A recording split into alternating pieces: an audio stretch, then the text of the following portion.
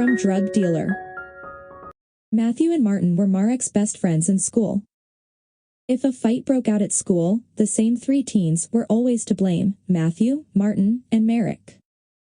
Today, Matthew is dead, Martin spent for 7 years in prison, and Marek is a former drug dealer who serves as youth leader of the Seventh-day Adventist Church in Poland. What happened? Marek grew up in a Christian family in southern Poland. His life fell apart at the age of 18 when his girlfriend left him. He wanted to die. He stayed at home for 2 weeks, lying in bed and crying. Finally, he decided to pray, and he prayed, "God, I want her back." Nothing happened. Then he prayed, "God, I don't want to wake up anymore because it's so painful." Still, nothing happened. Marek stopped praying and became an atheist. He started using drugs. Then his friend Martin decided to sell drugs and invited Marek to join him. Marek quickly became successful at selling and using drugs. He thought, "This is great. You have lots of money, and you get to party all the time." 2 years passed. But then Marek couldn't find anyone to join him at a big party on New Year's Eve. It was a big holiday because the world was ringing in the year 2000. So, Marek, who was 21, decided to visit his grandmother. That night, he found himself staring at a picture of Jesus in his grandmother's home. He thought, even if I don't believe in God, Jesus was real.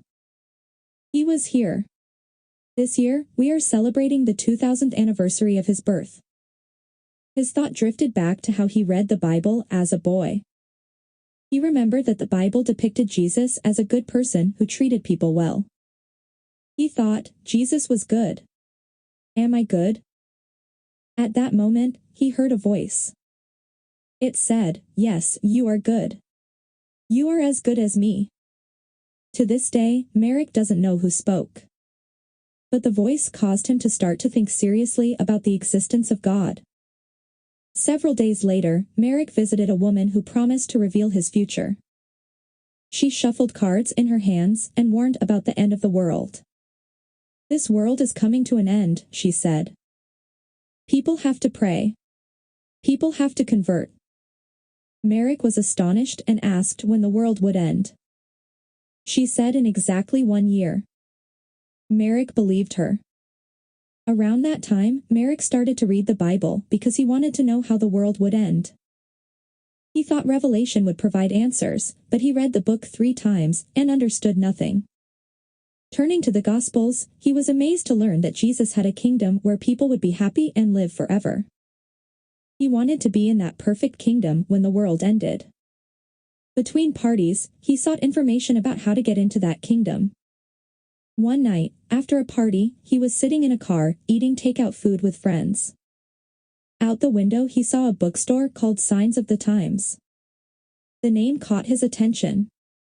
He remembered that Jesus had spoken about the signs of the times in the Gospels, and he wondered if the bookstore could help him prepare for the end of the world. The next day, he went to the bookstore and asked, "Do you have some books about Nostradamus?" The woman behind the counter said, "No, but if you are interested in prophecy, we have the Great Controversy." It was an Adventist bookstore. Marek bought the thick book by Ellen White. Marek was stunned as he read the story of the Christian church from the destruction of Jerusalem to Jesus' second coming. He double-checked what he read in the Bible and online. Everything seemed to match up. One night, as he read the Great Controversy in bed, he asked himself, "Am I gaining light from reading this book?" He had read in the book that Martin Luther gained light from God. Now, he wondered if he also was gaining light. At that moment, the light bulb in the lamp above his head began to blink and make a buzzing sound. The bulb blinked and buzzed for 10 seconds, 15 seconds, 20 seconds. That was unusual, and Marek grew nervous. Suddenly, he noticed a reflection of himself in a window on the other side of the room. All he could see was his head and the light bulb right above it. Exactly at that moment, the bulb stopped sputtering and shone brightly again. The answer was clear to him.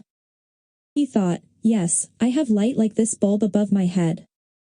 It was the first time in his life that he sensed God's presence and love.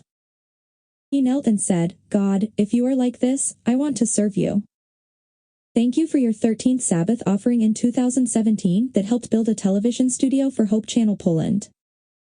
Marek is the longtime youth leader of the Seventh-day Adventist Church in Poland and a speaker on Hope Channel Poland, the local affiliate of Hope Channel International.